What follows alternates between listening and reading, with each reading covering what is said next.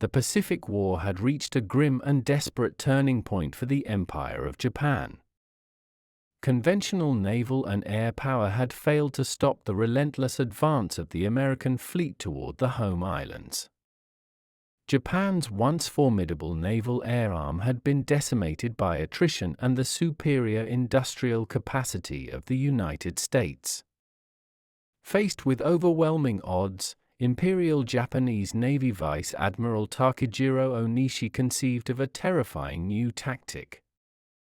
This tactic was the Tokubetsu Kogekitai, or Special Attack Unit, quickly nicknamed Kamikaze, meaning Divine Wind. The name was a direct reference to the typhoons that had twice saved Japan from a Mongol invasion in the 13th century. It was a strategy born not of strength, but of utter desperation and a deep-seated cultural belief in selfless sacrifice.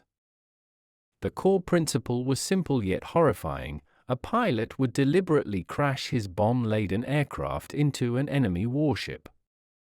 This sacrifice was viewed as the only remaining method to inflict unacceptable losses upon the numerically and technologically superior Allied forces.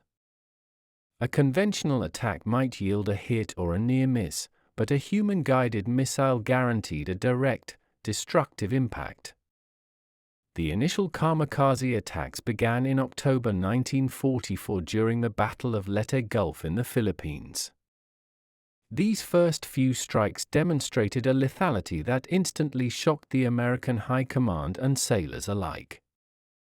The kamikaze pilots became national heroes, embodying the spirit of Bushido, or the warrior's way, in their final moments. The Japanese believed that the sheer psychological and physical destruction wrought by these suicide attacks could break the American will. They saw the kamikaze as a viable, albeit final, method to halt the invasion force and force a negotiated peace. The pilots were often young, indoctrinated with propaganda, and filled with a sense of ultimate, divine purpose for their nation. Their willingness to die for the emperor was a potent weapon that conventional military planning struggled to anticipate or counter. This new form of warfare introduced a level of fanaticism that fundamentally altered the naval battlefield for every American sailor. The very sight of a diving kamikaze became the most terrifying and immediate threat faced by the Allied naval forces. The threat was not just the plane, but the knowledge that its pilot was committed to a single, unalterable outcome: impact and explosion. The U.S. Navy's Fast Carrier Task Force, known as Task Force 58 or 38 depending on the commander, was the backbone of the Allied effort in the Pacific. This immense armada represented the pinnacle of industrial mobilization and naval power the world had ever seen. Its primary strength lay in its large aircraft carriers, such as the Essex and Lexington classes, capable of launching hundreds of fighter and bomber aircraft. These carriers were protected by a dense ring of battleships, cruisers, and especially destroyers, forming a layered defense. The ultimate objective of this fleet was to project air superiority and deliver continuous striking power against the Japanese perimeter and eventually the home islands. As the war progressed, the American fleet grew in both size and sophistication, creating a near-impregnable shield in most conventional battles. However, the introduction of the kamikaze fundamentally changed the mathematical calculus of naval defense. A single kamikaze could bypass the fleet's fighter cover and anti-aircraft fire to cripple or sink a major warship, a disproportionate loss for a single pilot and a worn-out plane. The traditional defensive doctrine relied on interception far from the fleet by combat air patrols, or CAP. The defense also relied on close-in anti-aircraft fire from the ships themselves as a last resort.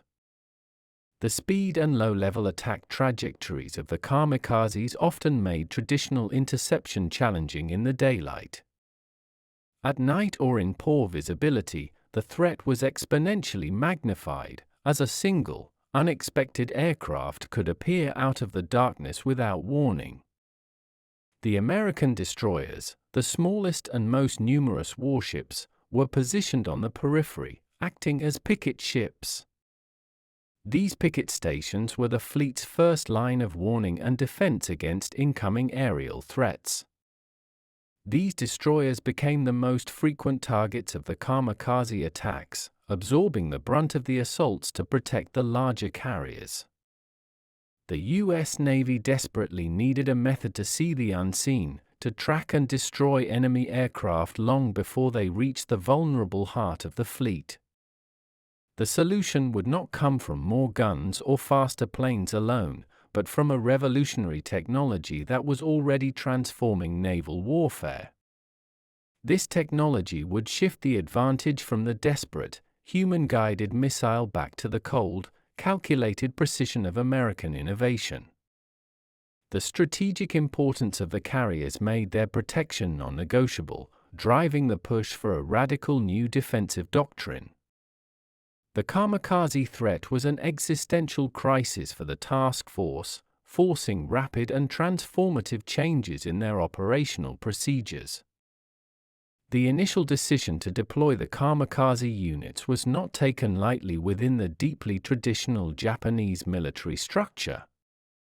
It was a desperate political and military choice that reflected the nation's collapsing strategic position by late 1944. The concept was formally adopted after the devastating losses in the Battle of the Philippine Sea, known as the Great Marianas Turkey Shoot. Japanese air superiority was lost, and they could no longer afford the luxury of conventional air-to-air combat attrition. The pilots selected for the kamikaze units were often drawn from the ranks of flight students and less experienced aviators. Many of these young men volunteered, driven by a powerful mixture of patriotic fervor, cultural pressure, and the belief they were ensuring Japan's spiritual survival. The training was minimal and focused almost entirely on the flight to the target and the final, fatal dive. Pilots were often given a symbolic final ceremony, drinking a cup of sake and wearing the hachimaki headband. These rituals were intended to elevate their sacrifice from a military tactic to a sacred national duty in the eyes of the public and the pilots themselves. The aircraft used were frequently older models, such as the Mitsubishi A6M0, or specially modified trainers and obsolete bombers. Conservation of resources dictated that only those planes deemed too old or damaged for conventional sorties were utilized for the special attacks. The pilot's last mission was a one-way trip, reinforcing the finality and the absolute commitment required for the task. The psychological impact of these missions on the pilots who watched their comrades depart was profound and devastating. Japanese propaganda effectively marketed the kamikaze as the purest expression of Japanese national spirit and military honor. The strategy initially worked, achieving a disproportionately high success rate against major warships compared to conventional bombing. The sheer unpredictability and the unwavering aim of a determined pilot made defensive maneuvers exceedingly difficult to execute.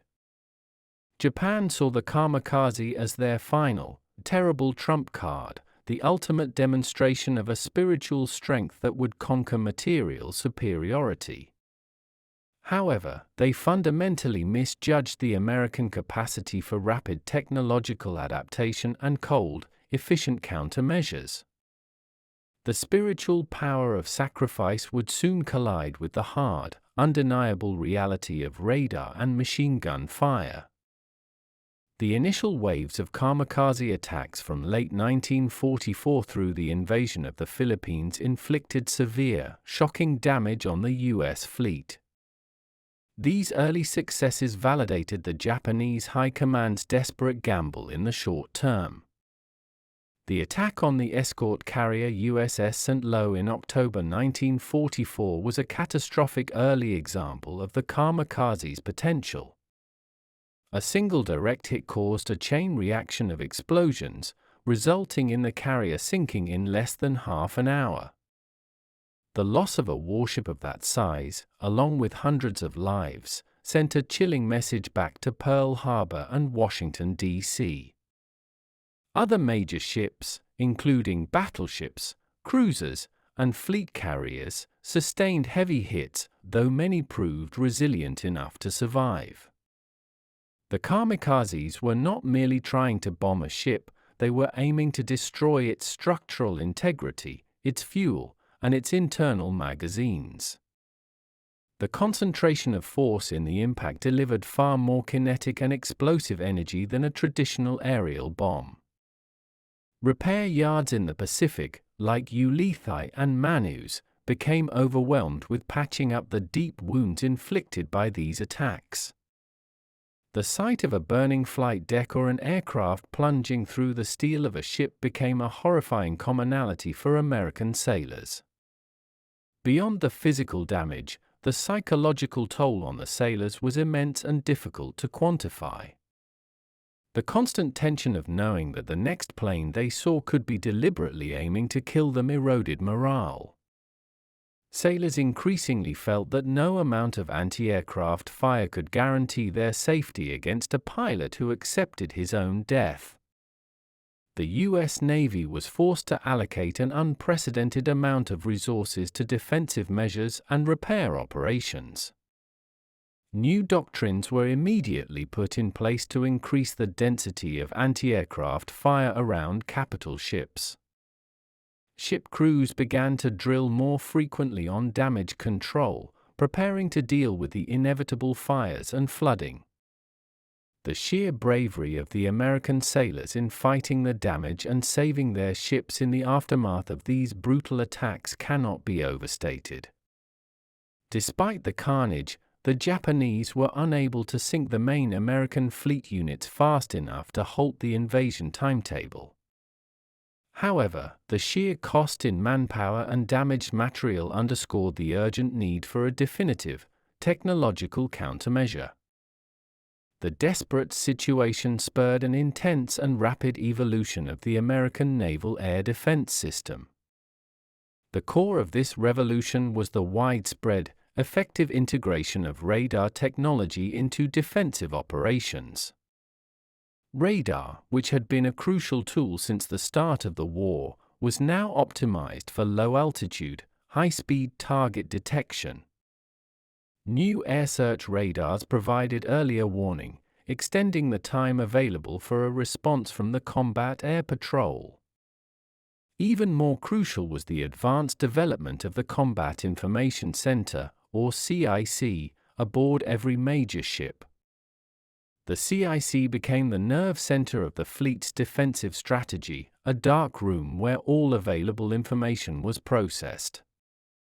Operators tracked and plotted incoming aircraft based on radar returns, distinguishing them from friendly air traffic. Trained controllers in the CIC were able to direct American fighter planes to the precise intercept point, even in the dead of night.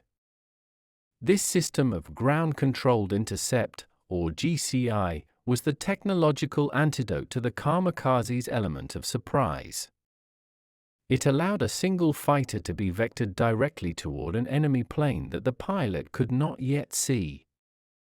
This process required immense coordination between the radar operators, the plotters, and the fighter directors. The human-machine interface perfected in the CIC proved to be faster and more reliable than visual spotting alone. The sheer volume of attacking aircraft during battles like Okinawa necessitated a highly automated and layered defense network.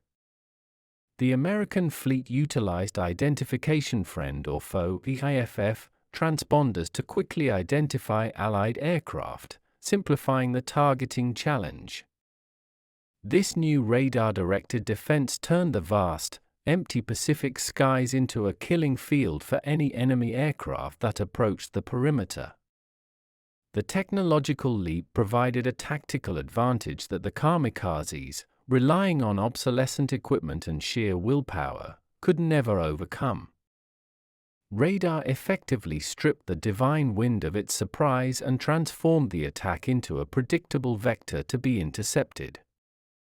The kamikaze threat was particularly insidious during the hours of darkness or in conditions of poor visibility. Japanese pilots realized they had a higher chance of penetrating the defense when visual sighting was nearly impossible. In response, the U.S. Navy rapidly accelerated the deployment and operational use of its specialized night fighter squadrons. The Grumman F-6F Hellcat, already a highly capable day fighter, was adapted to carry rudimentary airborne interception radar. These planes became the primary instrument for turning the night skies from a liability into a formidable American advantage. The pilot of the night fighter worked in tandem with a dedicated radar operator situated in the rear of the cockpit. The radar operator's job was to focus intently on the small, glowing scope to guide the pilot onto the target's tail. Once the kamikaze was within a short range, the pilot would switch from instrument guidance to visual confirmation before opening fire. This system allowed American planes to find and destroy enemy aircraft that were invisible to the naked eye. The establishment of continuous, 24-hour combat air patrol, or CAP, patrols became a non-negotiable defensive requirement. The night cap was typically flown in shifts, ensuring that there was always a protective barrier of radar-equipped fighters aloft. These night operations were inherently dangerous, requiring extreme precision in low-light takeoffs and landings on carrier decks. The crews became masters of blind flying and instrument approaches, a testament to their skill and continuous training. The presence of night fighters created a truly layered defense, pushing the interception zone far beyond the range of the ship-based anti-aircraft guns. Picket destroyers now benefited from having radar-directed fighters working in their immediate vicinity to break up incoming raids. Japanese pilots began to realize that the dark offered little refuge and that their approach would still be detected and intercepted. The night fighter was a significant psychological victory for the American fleet, restoring a sense of safety and control. It proved that technological superiority, when correctly applied, could negate the most fanatical human resolve. The sophisticated coordination between the ship's CIC and the airborne night fighters was the ultimate expression of modern naval combat. This system effectively transformed the entire fleet into one gigantic, mobile air defense artillery platform. The ship's powerful surface and air search radar detected the faint blips of incoming kamikazes many miles away. This raw data was fed instantly into the CIC, where trained personnel plotted the target's course, speed, and altitude. A fighter director officer, utilizing a plotting board and radio communications, then took control of the airborne fighters. The officer would issue precise vectors, heading, altitude, and speed to guide the fighter to an intercept course. The communication was constant and critical, with the director continually adjusting the fighter's path based on the kamikaze's movements.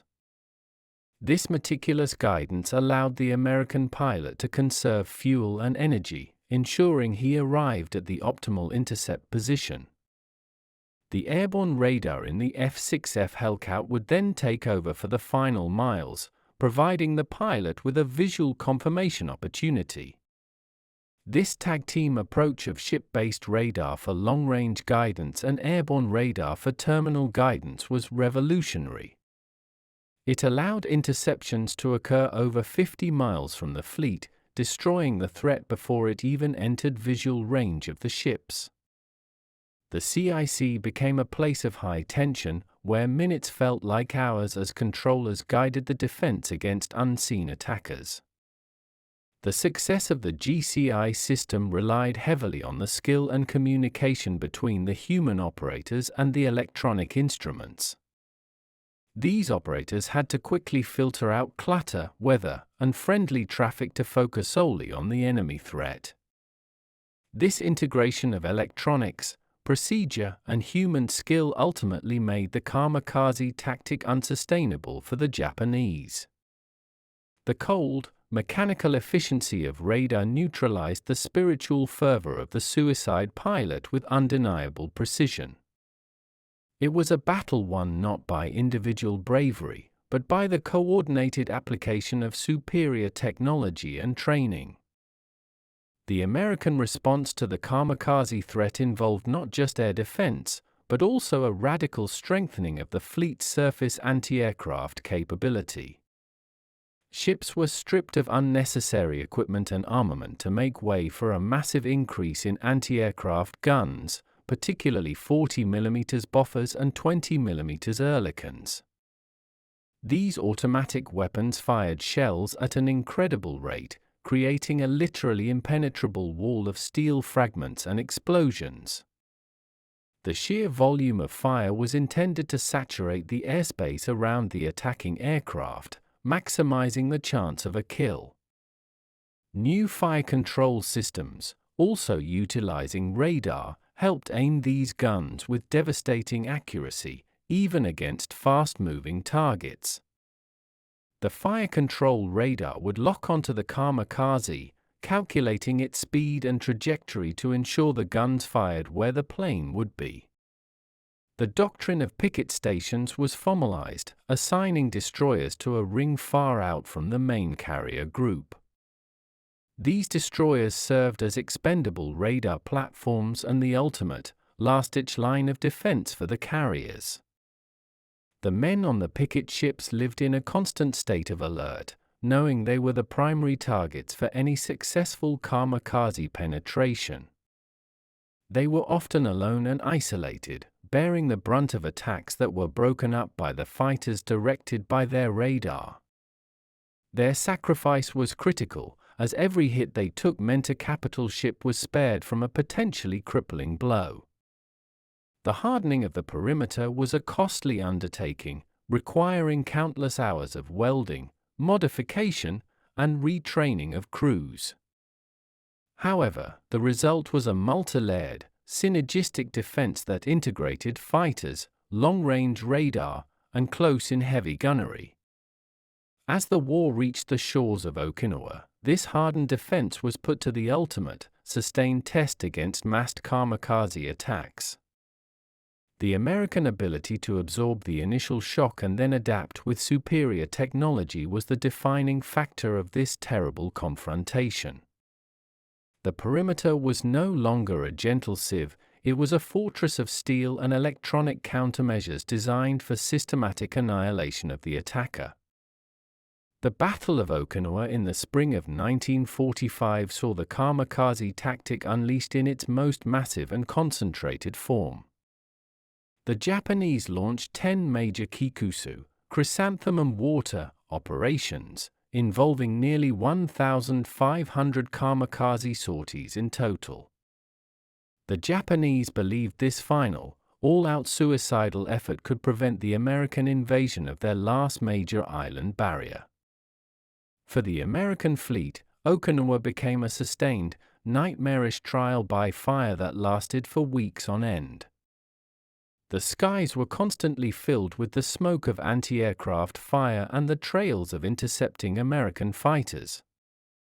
The density of the kamikaze attacks overwhelmed the defenses at times, and damage to the fleet mounted steadily. Despite the heavy losses, the American radar-directed defense system proved its efficacy by intercepting the vast majority of the attackers. Fighter pilots, flying day and night, became aces almost overnight, pushing their planes and themselves to the limits of endurance. The statistics from Okinawa were grim, but they demonstrated the success of the American counter-strategy. While over 34 U.S. ships were sunk, the total number of ships damaged reached into the hundreds, a devastating count. However, the Japanese lost nearly all of the 1,500 dedicated kamikaze planes, a completely unsustainable rate of attrition. The American technological defense had turned the divine wind into a predictable, manageable, and costly exercise for Japan. The battle proved that while the Kamikaze could cause severe damage and psychological terror, it could not break the fleet or halt the invasion. The sheer scale of American air power and the efficiency of the GCI system simply overwhelmed the desperate Japanese efforts. Okinawa marked the strategic failure of the Kamikaze as a decisive weapon of war, despite its tactical successes. It solidified the reality that American technological and industrial superiority was the true, insurmountable force in the Pacific. The human courage of the picket ship sailors and the fighter pilots remains one of the most remarkable stories of the entire Pacific conflict. The Kamikaze campaign was a profound tragedy that carried an immense human cost on both sides of the conflict. For the Japanese, it represented the ultimate, coerced or volunteered, sacrifice demanded by a collapsing, militaristic regime. Over 3,800 Japanese pilots perished in the special attack units, none of whom could ever expect to return home. Many of these young men left behind deeply moving final letters to their families, expressing their duty, fear, and love. These letters reveal the intense cultural pressure and the powerful sense of national honor that drove their final decision. The pilots were often celebrated by the state as gods in life, but their deaths were a profound, irreplaceable loss for their country. The Kamikaze tactic drained the Japanese military of its most vital and patriotic resource, its young, skilled airmen. For the American sailors, the human cost was measured in the thousands of casualties sustained from the suicide attacks. The psychological scars left by the constant, existential threat of a deliberate crash attack were deep and long-lasting. Sailors witnessed the gruesome sight of burning planes and the loss of comrades in sudden, catastrophic explosions. The sheer terror of the Kamikaze was unlike any other threat they had faced from conventional bombs or torpedoes. Every near miss and every successful interception was a moment of life and death drama played out across the vast ocean. The sailors who survived the attacks carried the memory of their lost shipmates and the trauma of the explosions for the rest of their lives. The battle against the Kamikaze was not just a conflict of machines, but a brutal clash of two fundamentally different cultural approaches to war. The Japanese valorization of self-sacrifice met the American emphasis on preserving life through superior technology and teamwork. The true toll of the Kamikaze attacks is found in the individual stories of the lives cut short and the lives forever altered by the violence of the final year of the war. The effectiveness of the Kamikaze tactic waned dramatically as the war progressed and the American defenses matured. The period from the Leyte Gulf to the Battle of Okinawa demonstrates a clear and definitive trend in the tactical balance. In the initial attacks, the element of complete surprise and the lack of a fully optimized radar defense allowed for high success rates. The Japanese quickly achieved a few significant sinkings, causing the panic and disruption they intended. However, the rapid deployment of advanced air search radar and the GCI doctrine quickly began to turn the tide. The continuous, 24-hour cap, supported by the efficient CIC operators, pushed the interception zone further and further out. By the time of Okinawa, the overwhelming majority of kamikazes were being shot down miles from the fleet perimeter. The American fleet learned to prioritize the defense of the picket destroyers, ensuring the early warning system remained intact. The sheer increase in anti-aircraft fire, particularly the radar-directed guns, created a near-impassable field of flak. Japanese pilots faced a gauntlet of detection, interception, and close-in destruction that few could successfully navigate. The once terrifying divine wind had become a predictable, almost statistical casualty rate for the American defense. The Japanese military, running low on fuel, experienced pilots, and suitable aircraft, could no longer sustain the pace of the attacks. The technological superiority of the United States had neutralized the last desperate, asymmetrical weapon in the Japanese arsenal. This shift confirmed that in modern warfare, ingenuity and industrial might often hold the ultimate advantage over human will alone. The failure of the Kamikaze to break the American fleet was a clear sign that the final, inevitable invasion of the home islands could not be stopped. The legacy of the Kamikaze campaign is a complex and somber one, speaking both to the depth of human sacrifice and the transformative power of technology. On the Japanese side, the Kamikaze pilots remain a powerful, controversial symbol of ultimate national loyalty and tragic wartime extremism. Their story is a testament to the power of cultural narratives to compel extraordinary and desperate acts in the name of a greater cause. The Japanese learned a painful lesson that spiritual resolve cannot ultimately overcome overwhelming material and technological disparity. For the American Navy, the Kamikaze attacks spurred an intense, lasting commitment to electronic warfare and layered defense doctrine. The Combat Information Center, perfected during the defense against the Kamikazes, remains the essential nerve center of all modern warships. The experience led directly to the development of sophisticated missile defense systems designed to counter high-speed, incoming threats. Modern naval doctrine is a direct descendant of the tactics developed at Okinawa to manage and mitigate the suicide attack threat. The lessons learned about early warning, continuous air patrol, and coordinated fire control are fundamental principles of today's fleet operations. The Kamikaze campaign serves as a powerful historical case study on the failure of a desperate, low-tech weapon against a high-tech, adapting enemy. It highlights the moment where the last vestiges of traditional warrior-centric warfare collided decisively with the electronic age. The thousands of young lives lost on both sides underscore the terrible human price paid when war is driven to its most desperate extremes. The war's end, and the final failure of the Kamikaze to prevent it, ultimately marked the complete triumph of American industrial capacity and scientific innovation. The enduring image is one of the brave pilot's final, desperate dive against the cold, implacable defense of the radar-guided machine.